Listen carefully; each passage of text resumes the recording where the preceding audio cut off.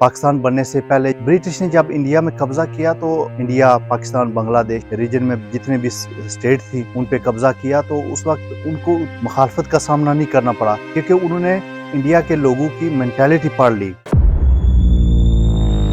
औज़ुबिल्लाहि मिनश्शैतानिर्रजीम, बिस्मिल्लाहिर्रहमानिर्रहीम। नाज़रीन, आपका मेज़बान मोहम्मद औरंगज़ेब प्रोग्राम पार्ट रंग के साथ आपसे एक दफ़ा फिर मुखातब हूँ। नाज़रीन, आज मेरी गुफ्तगू जो है ना वो पाकिस्तान बनने से पहले जब ब्रिटिश ने इंडिया पे कब्ज़ा किया उस वक्त से मैं शुरू करूँगा। ब्रिटिश ने जब इंडिया में कब्ज़ा किया तो उन्होंने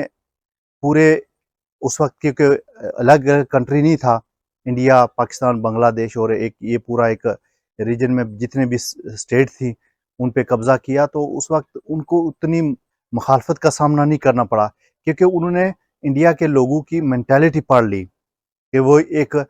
रेजिस्ट करने वाली कौम नहीं है उनके, क्योंकि जो उससे पहले जो मुगलिया ख़ानदान के लोग थे उन्होंने ये इस्लामी अतवार थे, इस्लामी कल्चर था, उसको छोड़ के वो बस अय्याशियों में पड़ गए। तो इस वजह से जब ब्रिटिश वहाँ पे आए तो उनको मज़ामत का सामना किसी भी इलाके में उस तरह की खून खाई मज़ामत नहीं करनी पड़ी। उनने आसानी से पूरे इंडिया पे कब्ज़ा कर लिया,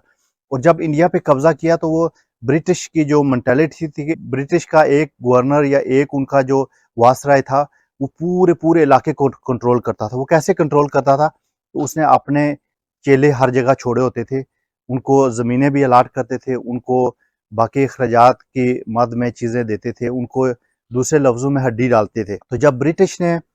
चंद लोगों ने पूरे इंडिया को एकदम से कंट्रोल कर लिया तो उनको उनकी एक मेंटालिटी बन गई, उनकी एक सोच बन गई जो इंडिया के बारे में कि इंडिया के लोग जो बुज़दिल कौम है, बुज़दिल लोग हैं।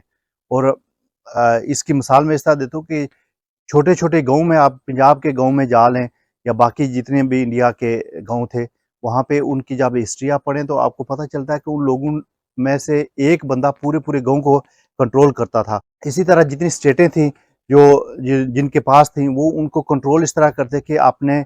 जो चंद हवारी हैं वो पाल लेते थे, उनको अख्तियारात दे देते थे कि जी कि आपने, वो अवाम के नुमाइंदे नहीं थे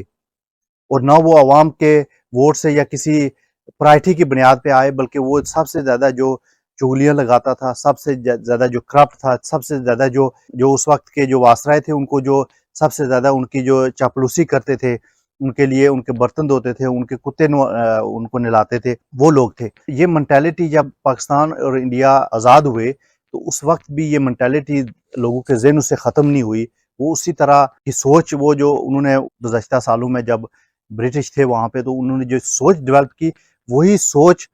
जो है ना वो उन लोगों के अंदर से गई नहीं सोच।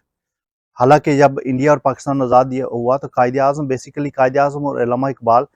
जब वो इंग्लिस्तान में रहे तो उन्होंने ये देखा कि हमारी कौम मजलूम क्यों है, यहाँ इंग्लैंड में वही ब्रिटिश जो है ना वो रूल कर रहे हैं और हमारे जो इंडिया में वही लोग रूल कर रहे हैं। तो जब उन्होंने कानून और कायदे की बात की, जब गांधी ने बात की, जब जिन्ना ने बात की,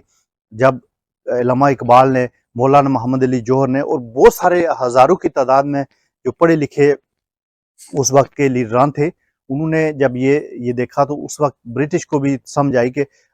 मैं बताऊं आपको, ब्रिटिश की जो मेंटालिटी थी उस वक्त, वो जब वो किसी भी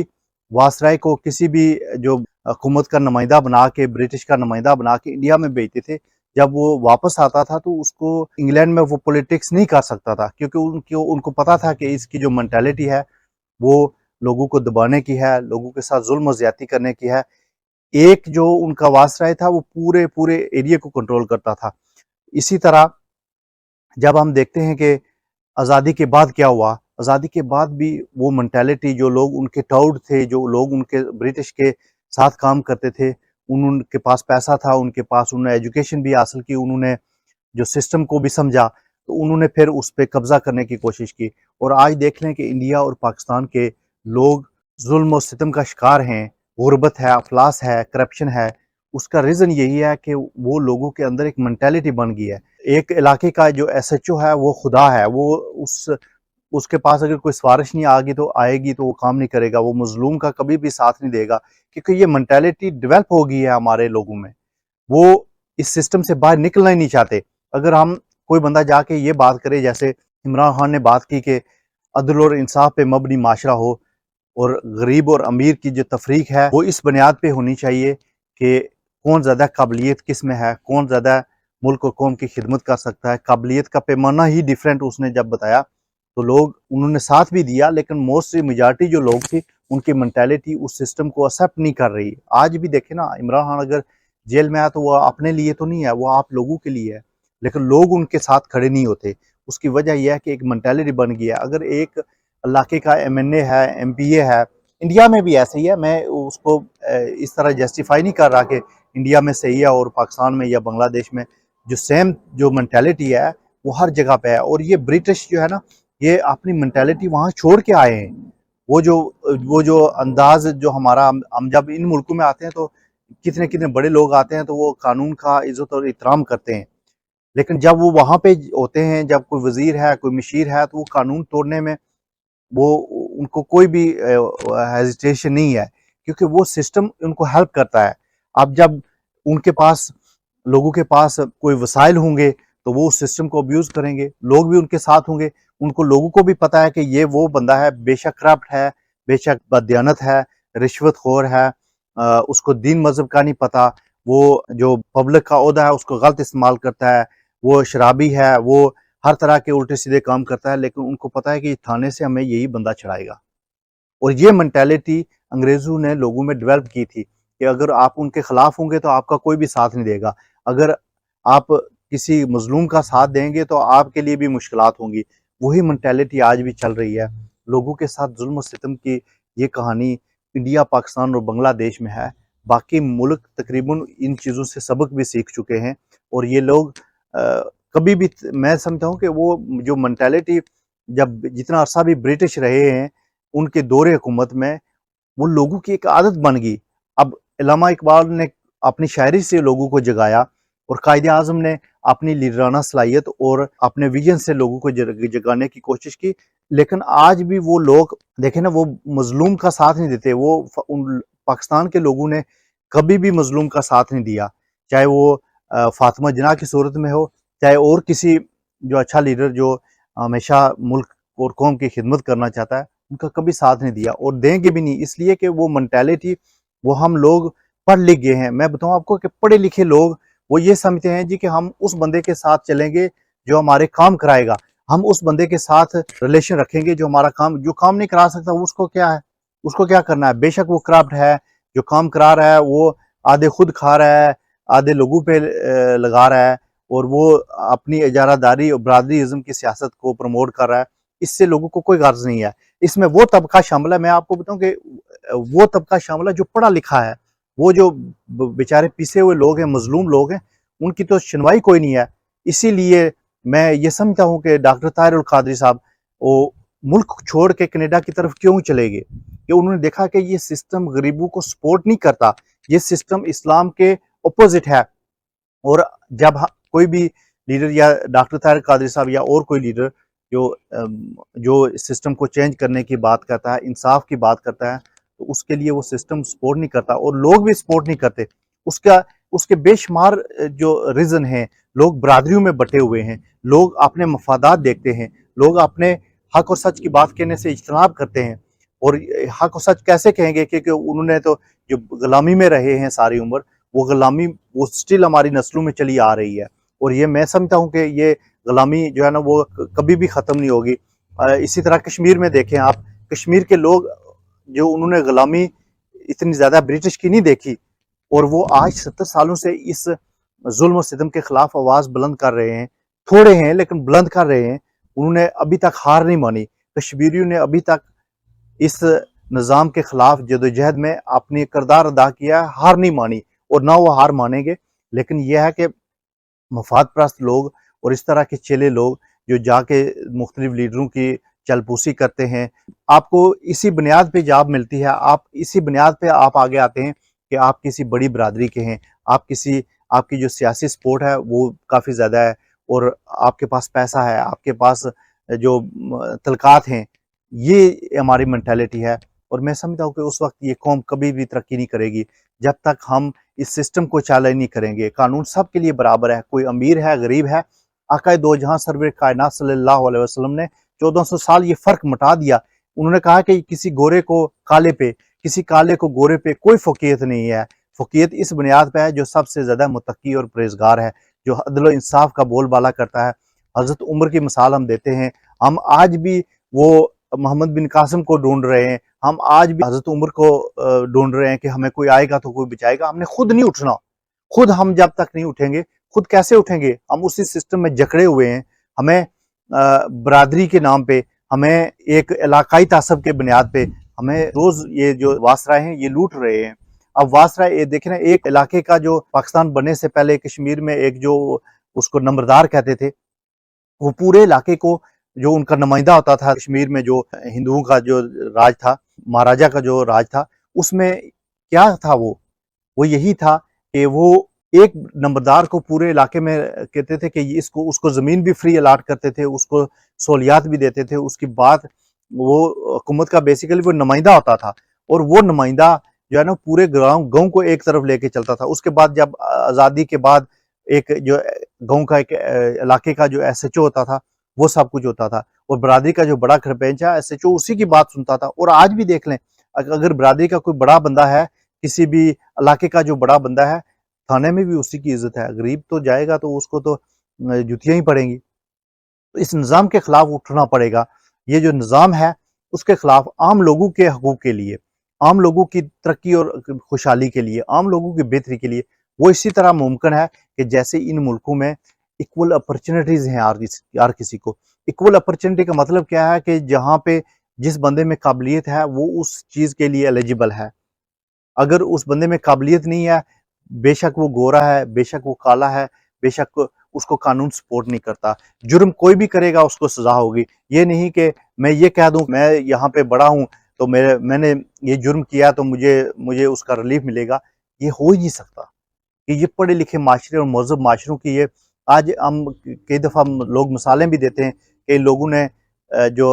حضرت عمر کے دور کو کاپی کیا ہے، ان جیسی اصلاحات انہوں نے اسلام کو اسٹڈی کیا ہے، اور اس کا بیسیکلی یہی ہے کہ انہوں نے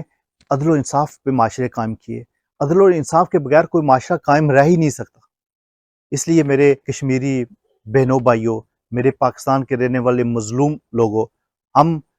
یہ سمجھتے ہیں اور ہم یہ چاہتے ہیں کہ ہمارے ملک میں عدل اور انصاف ہو، ہر کسی ترقی اور خوشحالی ہو۔ ہم بنگلہ دیش سے بھی آج پیچھے ہیں، ہم انڈیا کی تو بات ہی نہیں کر سکتے کیونکہ انڈیا تو ایک اکانومی پاور، لیکن وہاں بھی جو مظلوم طبقہ ہے وہ ہمیشہ کوئی برادری ازم کی اس میں ہے، کوئی مذہب کے نام پہ وہ ہے۔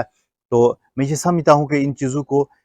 ہندوستان کے لوگ آج بھی اگر اپنے آپ کو چینج کر لیں، اور یہ منٹیلٹی ایک جو مذہبی انتہا پسندی ہے، یہ جو گزشتہ دنوں فیصل آباد میں واقع ہوا، وہ قابل مذمت ہے۔ اس کی تو معاشرے میں تو کوئی جگہ ہی نہیں ہے۔ اسی طرح ہندوستان کے لوگوں کے ساتھ جو ہندو ہیں لیکن وہ چھوٹی ذات کے ہیں، ان کے ساتھ جو ظلم و ستم ہوا، جو مسلمانوں کے ساتھ ظلم و ستم کا وہ بازار گرم کیا ہوا ہے، یہ معاشرے ہمارے کس طرف جا رہے ہیں؟ ہم کس طرف جا رہے ہیں؟ ہم لوگوں کی آزادی اور لوگوں کے حقوق کے لیے ہم کب کھڑے ہوں گے؟ اس کے لیے جب تک لوگ نہیں کھڑے ہوں گے، ان میں سمجھ نہیں آئے گی، ان میں یہ نہیں ہوگا کہ ہم اس معاشرے کے لیے، ان لوگوں کے لیے ہم کیسا قانون بنانا چاہیے، لوگوں کی بہتری کے لیے کیا کیا کام کرنا چاہیے۔ ایک غریب کا جو بچہ ہے وہ پڑھ لکھ کے اس کو عزت سے نوکری کرے، عزت سے اس کو قانون تحفظ دے، اس کو یہ فیل ہو کہ یہ میرا ملک ہے اور اسی ملک نے مجھے عزت دی ہے، اسی ملک نے مجھے نوکری دی ہے، اور یہ نوکری جو ہے، یہ جو ہمیں جو عہدہ ملا ہے، یہ لوگوں کی وجہ سے ملا ہے، ہمیں ان کی خدمت کرنی چاہیے۔ اپنی ڈانٹ پاٹ اور گاڑیوں کے جو جمع غفیر سے لوگوں کو ڈرانا اور لوگوں کو دمکانا، یہ کوئی بھی مہذب معاشرے میں قابل قبول نہیں ہے۔ اور میں اسپیشلی پڑھے لکھے نوجوانوں کو، پڑھے لکھے لوگوں کو یہ سمجھتا ہوں کہ یہ اس سیاست سے، اس نفرت والی جو غربت والی جو زندگی ہے، اس سے لوگوں کو نکالیں۔ یہ آپ پہ بھی ذمہ داری ہے۔ آپ سے بھی کل یہ اللہ تعالیٰ پوچھے گا کہ میرے جو اس دنیا میں میرے مظلوم لوگ تھے ان کے لیے کیا کیا آپ نے۔ اگر ڈاکٹر طاہر قادری صاحب جیسے لوگ، پڑھے لکھے لوگ، ان کی آج لوگوں نے قدر نہیں کی، تو میں سمجھتا ہوں کہ اس ملک میں اللہ تعالیٰ کی طرف سے عذاب ہوگا، وہ ملک کبھی بھی ترقی نہیں کرے گا۔ انصاف سب سے مین چیز ہے، اور میں سمجھتا ہوں کہ ہمیں آج یہ سوچنا چاہیے کہ ان طاقتوں کے خلاف ہمیں اٹھ کھڑا ہونا چاہیے، ان کے سامنے بولنا چاہیے. ہم بولیں گے نہیں تو کبھی بھی ترقی نہیں کر سکیں گے. ہم بولیں نہیں کہ آپ نے حق نہیں ملے گا. تو میں یہ سمجھتا ہوں کہ آج پوری قوم کے لیے یہ میسج ہے, پورے انڈیا پاکستان کے لوگوں کے, پورے اس ریجن کے لوگوں کے لیے یہ پیغام ہے کہ اپنے حقوق کے لیے آواز اٹھائیں. امریکہ میں جب کوئی بھی بندہ کوئی غلط چیز دیکھتا ہے تو اس کی مذمت ہی نہیں کرتا, اس کے خلاف آواز بلند کرتا ہے, کہ گو کہ اس کے پاس کوئی اختیار نہیں ہے, وہ عام شہری ہے لیکن وہ یہ کہتا ہے کہ یہ غلط ہے. اس کے کہنے سے اگلے بندے کو شرم آ جاتی ہے, وہ اس طرح کی حرکت نہیں کرتا. اس طرح کے قانون بنائے جائیں, اس طرح کے جو لوگوں کے فائدے کے لیے ہوں, لوگوں کو دبانے کے لیے, لوگوں کے ساتھ ظلم و زیادتی کرنے کے لیے. یہ جو بھی قانون ہیں ان کو ختم کر کے ایک عزت دار معاشرے کا لوگوں کو نظام دینا چاہیے. وہ نظام اسی صورت میں ملے گا, آپ لوگ آواز اٹھائیں گے, آپ لوگ بولیں گے, آپ ظلم کے خلاف آواز اٹھائیں گے, آپ مظلوم کے ساتھ ہوں گے, آپ کسی ڈکٹیٹر کو نہیں قبول کریں گے, آپ کسی ایسے بندے کو نہیں پوجا کریں گے جو پتہ ہے کہ پورے پاکستان کو کہ یہ لوگ کرپٹ ہیں, لیکن اس کے باوجود وہ ان کے پیچھے جاتے ہیں, ان کے جلسوں میں جاتے ہیں. ایک بریانی کے اس میں بکنے والے لوگ, یہ کس طرف ہمارا معاشرہ جا رہا ہے. اس کے لیے پڑھے لکھے لوگوں کا اور نوجوانوں کا ایک رول بنتا ہے, اور وہ رول جب تک وہ پلے نہیں کریں گے, وہ اسی طرح انگریزوں کی طرح ہمارے سروں پہ, یہ انگریزوں کی دوسری جو شکل ہے نا وہ یہ ہے. اور یہ میں سمجھتا ہوں کہ برٹش نے جو نظام وہاں پہ دیا ہے اپنے ملک میں تو انہوں نے عدل و انصاف قائم کیا ہے, لیکن ہمارے اور آپ کے ملک میں, انڈیا پاکستان پورے انڈیا میں انہوں نے جو نظام دیا ہے اس کو بدلنے کی ضرورت ہے. آج بھی ہمارے تھانوں میں وہی واسرائے والا نظام ہے, آج بھی ہمارے قانون وہی ہیں, آج بھی ہمارے لوگوں کو عزت اور احترام سے نہیں بلایا جاتا, عزت نفس کا خیال نہیں رکھا جاتا. غربت, افلاس, بیماریاں اور جو نظام ہے اس کو بدلنے کی کبھی جس نے بھی کوشش کی ہے وہ آگے چل نہیں سکا. تو میری آپ سے یہی ریکویسٹ ہے کہ آپ اس نظام کو بدلنے کی کوشش کریں گے. جب تک آپ خود نہیں بدلیں گے, کوئی بھی آپ کو محمد بن قاسم نہیں آئے گا, کوئی اور آپ کو صلاح الدین ایوبی نہیں آئے گا, کوئی اور آپ کو آ کے آپ کی مدد نہیں کرے گا. اس کے لیے آپ کو خود اٹھنا پڑے گا. تھینک یو سو مچ ناظرین. اللہ حافظ.